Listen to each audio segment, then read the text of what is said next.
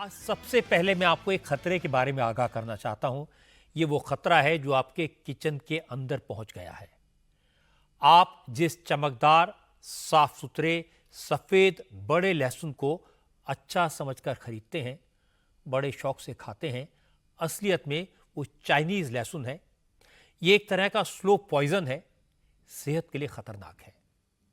सरकार ने चाइनीज लहसुन के इंपोर्ट पर बैन लगाया हुआ है। इसे बेचना मना है, लेकिन आजकल हर सब्जी वाले की दुकान पर, ठेले पर चाइनीज लहसुन बड़े आराम से बिक रहा है। इलाहाबाद हाई कोर्ट ने सरकार को नोटिस जारी किया है और पूछा, जब चाइनीज लहसुन पर बैन है तो फिर यह देश में कैसे आ रहा है, कहां से आ रहा है, खुलेआम कैसे बिक रहा है। इलाहाबाद हाई कोर्ट में एक पिटिशनर चाइनीज लहसुन लेकर पहुंच गया।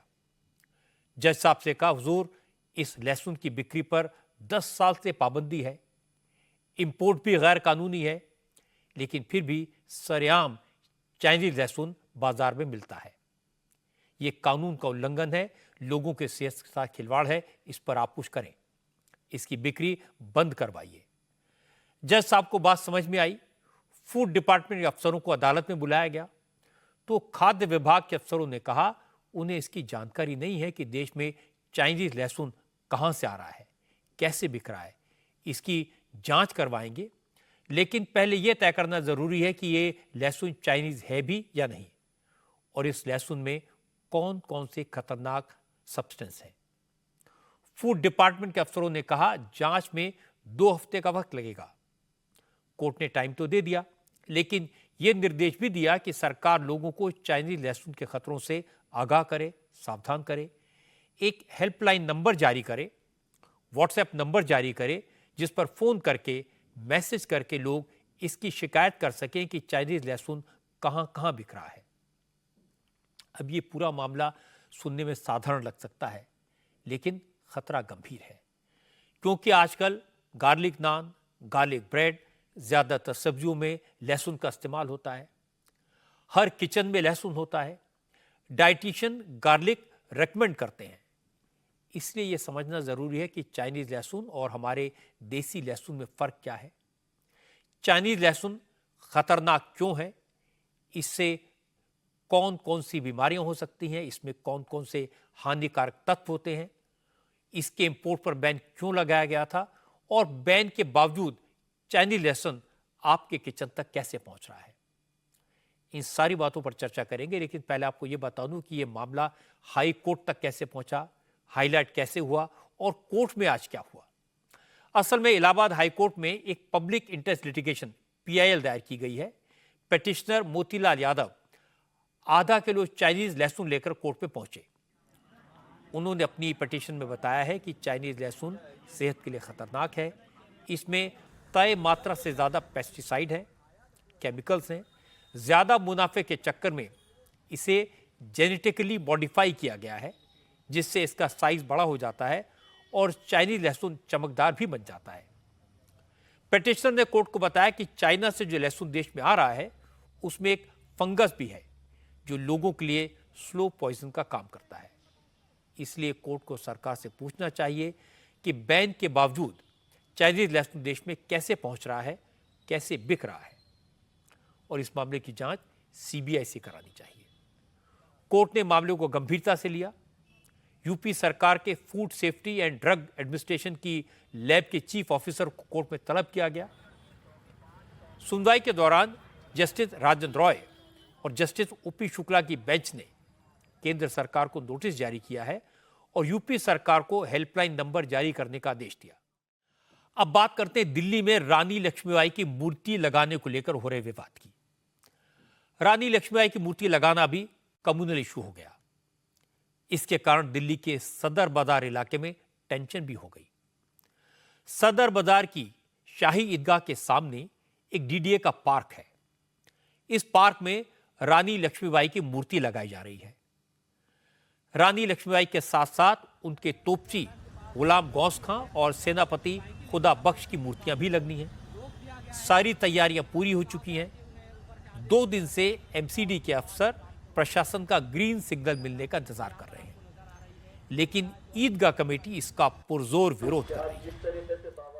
आज शुक्रवार का दिन है, जुमे की नमाज होनी थी।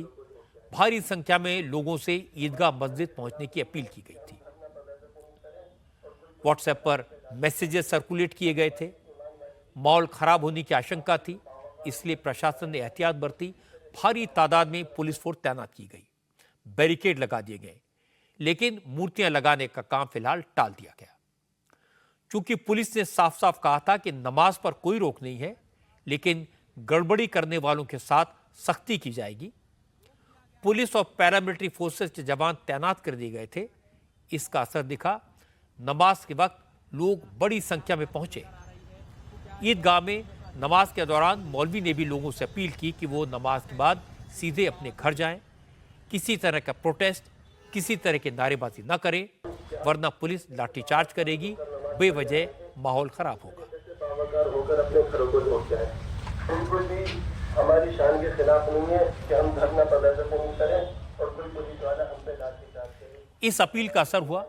लोग नमाज पढ़कर चले गए, लेकिन उनके मन में नाराजगी तो थी।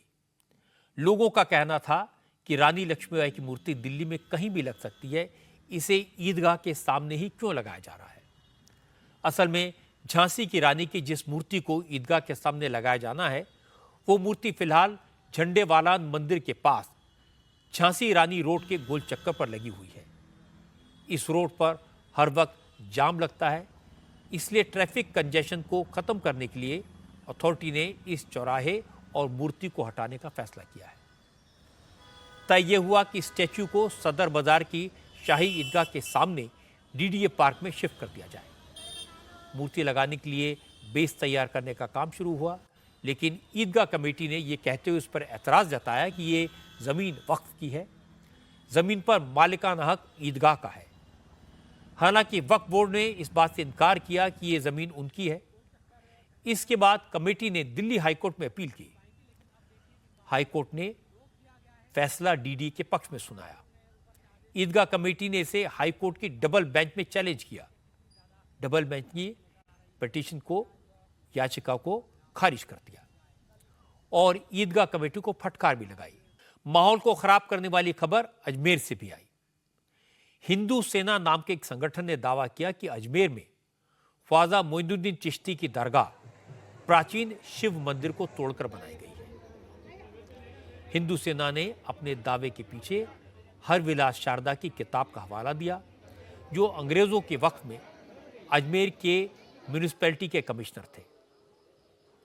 हरविलास शारदा की किताब में लिखा है कि अजमेर में जिस जगह पर अभी ख्वाजा की दरगाह है, वहां पहले संकट मोचन महादेव मंदिर हुआ करता था।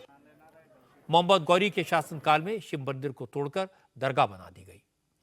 हिंदू सेना ने इसी किताब का हवाला देकर अजमेर की लोकल कोर्ट में एक सिविल सूट फाइल कर दिया।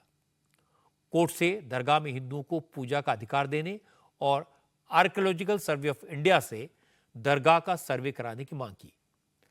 हालांकि सिविल जज की कोर्ट ने कहा यह मामला उनके अधिकार क्षेत्र में नहीं आता, इसलिए हिंदू सेना को अपर कोर्ट में जाना चाहिए।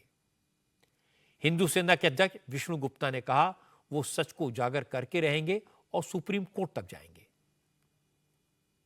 अजमेर डिस्ट्रिक्ट न्यायालय में अजमेर जो दरगाह है उसको लेके एक बात दायर किया है। उस बात में हमने साफ लिखा है कि जो अजमेर दरगाह है वो महादेव का मंदिर है, वो महादेव का मंदिर है और वो मंदिर को तोड़ के, हिंदू मंदिर को तोड़ के, जैन मंदिर को तोड़ के वहाँ पे चिश्ती की दरगाह बनाई गई है। हमने बहुत सारे साक्ष्य कोर्ट को दिए हैं, उसमें एक सबसे महत्वपूर्ण साक्ष्य है हरविलास शारदा, जो कि अजमेर के म्यूनसिपालिटी कमिश्नर रहे चीफ और बाद में अजमेर कोर्ट के सेशन जज भी रहे। उन्होंने अपनी एक बुक लिखी है, उस बुक में बहुत सारे विस्तार से बताया है कि अजमेर जो दरगाह का जो स्ट्रक्चर है वो हिंदू मंदिर और जैन मंदिर तोड़े गए स्ट्रक्चर से बना है। जैसा कि अंदर जाओगे, जो जिसको दरवाजा बताया जा रहा, बुलंद दरवाजा बताया जा रहा, उसके आप देखोगे, जांच होगी, सर्वे होगा तो सब कुछ सामने आएगा। वो कि हिंदू मंदिर के ही स्ट्रक्चर हैं, अवशेष हैं, जिससे तोड़ के वो स्ट्रक्चर बनाया गया है। आज राजस्थान से एक और तस्वीर आई जिसकी खूब चर्चा हुई। इसके चक्कर में राजस्थान के deputy chief minister Premchand Bairwa को हाथ जोड़कर माफी मांगनी पड़ी। असल में आज एक वीडियो सामने आया जिसमें प्रेमचंद बैरवा का बेटा आशु बैरवा एक नई खुली जीप में अपने दोस्तों के साथ जयपुर के जल महल और आमेर फोर्ट के आसपास मौज मस्ती करता दिखाई दिया। इस गाड़ी में आशु बैरवा के साथ कांग्रेस के नेता पुष्पेंद्र भारद्वाज का बेटा कार्तिक भारद्वाज भी गाड़ी में बैठा है। यहां तक तो ठीक था। विवाद इस पर हुआ कि डिप्टी चीफ मिनिस्टर के बेटे की गाड़ी को राजस्थान पुलिस की गाड़ियां एस्कॉर्ट करती दिखाई दी। असल में यह वीडियो प्रेमचंद बैरवा के बेटे ने खुद सोशल मीडिया पर अपलोड किया था। जब आशु बैरवा अपने दोस्त के साथ ये गाड़ी खरीदने पहुंचा था तो भी पुलिस की गाड़ी उसको एस्कॉर्ट कर रही थी। गाड़ी की पेमेंट से लेकर डिलीवरी तक पुलिस की टीम डिप्टी चीफ मिनिस्टर साहब के बेटे के साथ थी। गाड़ी कार्तिक भारद्वाज के नाम पर खरीदी गई। शोरूम से गाड़ी लेने के बाद आशु बैरवा कार्तिक और दूसरे दोस्तों के साथ घूमने निकला। उसने पूरे सीक्वेंस का वीडियो बनाया और सोशल मीडिया पर डाल दिया और इसके बाद विवाद खड़ा हो गया। अब बात करते हैं जम्मू कश्मीर की। जम्मू कश्मीर में तीसरे फेज की वोटिंग से पहले आज योगी आदित्यनाथ ने उधमपुर और कठुआ में 2 जगह पब्लिक मीटिंग्स की। दोनों ही रैलियों में योगी ने अखंड भारत की बात की। योगी ने कहा कि अटल बिहारी वाजपेयी ने जिस अखंड भारत का सपना देखा था वो अखंड भारत बनने का वक्त करीब आ गया है। सिंधु का जल भी भारत का होगा, झेलम और चनाब भी भारत की जमीन को सींचेंगी और पाकिस्तान बूंद बूंद पानी के लिए तरसेगा। पाकिस्तान भ्रष्ट आतंकी जो ये जानते हैं कि अगर उन्होंने भारत के अंदर अब कहीं आतंकवाद को भड़काने का काम किया, आतंकवाद को पनपाने का काम किया या आतंकी गतिविधियों को कहीं न कहीं किसी भी रूप में उसे आगे बढ़ाने का प्रयास किया तो उनकी दुर्गति क्या होने वाली है। आतंकवादियों की वो दुर्गति करेंगे, न उन्हें ढकने के लिए कफन ही मिलने वाला है और न दफनाने के लिए 2 गज जमीन ही प्राप्त होने वाली है। बहनों भाइयों, भारत सरकार ने भी घोषणा की है, पाकिस्तान को 2 टुक कहा है कि आतंकवाद और सिंधु नदी का जल प्रवाह साथ साथ नहीं चल सकते। अभी तक तो पाकिस्तान के हाथों में इन 75 वर्षों में कटोरा आया है। अब एक एक बूंद पानी के लिए तरसेंगे लोग, एक एक बूंद पानी के लिए तरसने वाले हैं। जम्मू कश्मीर के अंदर भारतीय जनता पार्टी की डबल इंजन की सरकार लाइए और सर्वे अटल जी का सपना भी साकार करिए, जिन्होंने कहा था कि हमें खंडित भारत नहीं अखंड भारत चाहिए, अखंड भारत का सपना साकार करना है। याद रखना, पाक अधिकृत कश्मीर तैयार बैठा है। आज दिल्ली में म्युनिसिपल कॉरपोरेशन में स्टैंडिंग कमेटी की 1 सीट के लिए चुनाव था। जबरदस्त हंगामा हुआ और बीजेपी ने बाजी मार ली। बीजेपी के उम्मीदवार सुंदर सिंह तंवर चुनाव जीत गए। तंवर को 115 वोट मिले, जबकि उनके खिलाफ आम आदमी पार्टी के उम्मीदवार निर्मला कुमारी को 1 भी वोट नहीं मिला, क्योंकि आम आदमी पार्टी ने चुनाव का बॉयकॉट किया। वोटिंग के वक्त न तो मेयर मौजूद थी और न ही डिप्टी मेयर। वोटिंग के लिए एमसीडी के डिप्टी कमिश्नर जितेंद्र यादव को प्रिजाइडिंग ऑफिसर अपॉइंट किया गया था। असल में दिल्ली की मेयर शैली ओबेरॉय ने कल चुनाव कराने का फैसला किया था। वोटिंग के लिए पार्षद आए भी थे, लेकिन आम आदमी पार्टी के पार्षदों ने वोटिंग के दौरान मोबाइल फोन भीतर ले जाने की जिद की। एमसीडी कमिश्नर ने इसकी परमिशन नहीं दी। इस बात को लेकर कल हंगामा हुआ और मेयर शैली ओबेरॉय ने सदन को 5 अक्टूबर तक के लिए स्थगित कर दिया। चुनाव नहीं हो पाया, लेकिन एलजी का आदेश था कि वोटिंग तुरंत कराई जाए, इसलिए आज वोटिंग हुई। आम आदमी पार्टी के पार्षदों ने इसे गैर कानूनी बताया, असंवैधानिक बताया, वोटिंग का बॉयकॉट किया। समाजवादी पार्टी के सांसद अफजाल अंसारी ने आज एक बहुत ही ऑब्जेक्शनल बात कही, आपत्तिजनक बात कही। अफजाल अंसारी ने कहा कि गांजा पीने को लीगलाइज करना चाहिए। क्योंकि जब भांग की सरकारी दुकानें हैं, सरकार शराब बेचने के लिए लाइसेंस देती है, तो गांजा पीने की छूट क्यों नहीं देनी चाहिए। अफजाल अंसारी ने तर्क दिया कि हर जगह लोग छुपकर चिलम सुलगाते हैं, साधु संत गांजे को बाबा का प्रसाद बताकर पीते हैं। अफजाल ने कहा कि कुंभ में तो अगर गांजे की सप्लाई मालगाड़ी से की जाए तो कम पड़ेगी और पुलिस छोटे छोटे लोगों को गांजा पीने पर जेल भेज देती है। ये गलत है। इसलिए अफजाल ने सरकार से मांग की कि गांजे को लीगलाइज किया जाए।